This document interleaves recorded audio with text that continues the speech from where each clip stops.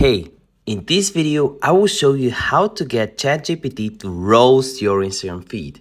So if you want to upgrade your Instagram, have more likes, followers, but you want to do it in an automated way with ChatGPT, this is the video for you.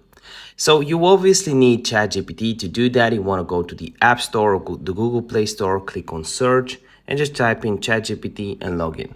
It's pretty easy. While you're at it, hit the like and subscribe button. Next thing you want to do is open up Safari or Google Chrome and just type in Instaguru in the search bar, just like I did.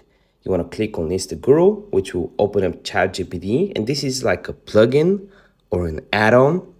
And hey, here you want to say, hey, I want you to roast my Instagram. Caption, profile photo, and just do some analysis. And now we want to add a photo. So to do that, you want to open up Instagram and you want to take a photo of your Instagram profile, just like so.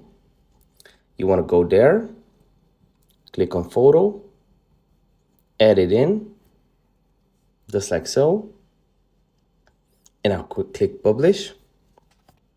Wait a few seconds, it will start loading. Let's break it down and give you the Instagram profile little roasting. Profile photo, roast. The profile photo pic looks a bit generic for someone with an entrepreneur bio. By the way, I don't really use Instagram that much. Username. Is the CEO because Dr. Niki was taken? No, it was because of my website. Dr. Niki, I want Demium.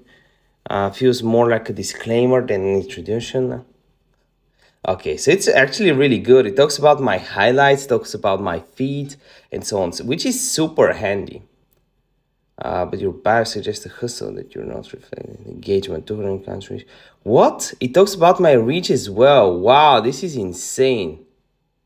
Yeah, it talks about mixed signals. You can also just click here and select it.